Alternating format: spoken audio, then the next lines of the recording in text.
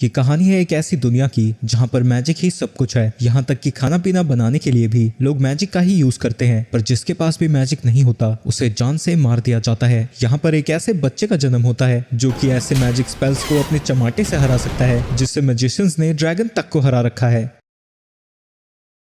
Mash जंगलों के बीचों बीच भारी भरकम वजन उठाकर ट्रेनिंग कर रहा है, जो देखकर आसपास के जानवर तक हैरान हो जाते हैं। इसके बाद हम जंगल में ही एक छोटे से हट को देखते हैं जिसके अंदर रैग्रो बर्नर्ड नाम का बंदा रहता है। तभी उसका होनहार बेटा मैशले वहाँ पर पहुंच जाता है। हाय पप्पा, मैं घर आ गया। तुमने दरवाजे को तोड़ क्यों दिया? खोल के नहीं आ सकते थे। दरअसल मैं भूल गया था, इसे खींचते हैं या धक्का देते हैं, माफ कर दीजिए पप्पा। उसके मासूम से चेहरे को देखकर रैग्रो भी पिघल जाता है। जिसके बाद मैशले दरवाजे को ठीक करने जाता है। तुम ये क्या कर रहे हो? दरवाजा तो ठीक लगाओ। लेकिन दरवाजे की ठक ठक से मैश को कुछ सुनता ही नहीं और वो बचा खुचा दरवाजा भी तोड़ देता है। माफ कर दीजिए पप्पा। वहीं उसके पप्पा ने सारी उम्मीदें छोड़ दी हैं। तुमने आज की अपनी ट्रेनिंग खत्म की? हाँ पप्पा, कर दी है, पर आपसे मुझे एक बात पूछनी थी। आप बस मुझसे फिजिकल ट्रेनिंग क्यों करवाते हैं? मैं तुम्हें क्या बताऊं मैश, तुम एक नॉर्मल इंसान जैसे नहीं हो। तुम मैजिक यूज नहीं कर सकते, तो सिर्फ यही ट्रेनिंग है जो कि तुम्हें ताकतवर बना सकती है। मैं किसी काम से बाहर जा रहा हूँ, तुम्हें याद है ना? तुम अकेले शहर में नहीं जाओगे। हाँ पप्पा, मुझे याद है। लेकिन जैसे ही रैग्रो वहाँ से जाता है, वो रेनकोट सा डालकर शहर की तरफ जाने लगता है। शहर में पहुंचने पर वो देखता है कि वहां मौजूद सभी लोग अपना हर काम मैजिक का ही यूज करके कर रहे हैं। वो एक दुकान पर जाकर 7 क्रीम पफ्स का ऑर्डर देता है, पर वो खाने के लिए इतना ज्यादा एक्साइटेड था कि वो गलती से सिक्कों को ही मसल देता है। लेकिन मैश अपनी उंगलियों से ही उन सभी सिक्कों को ठीक कर देता है। शॉपकीपर तो अपनी आंखों पर यकीन भी नहीं कर पाता।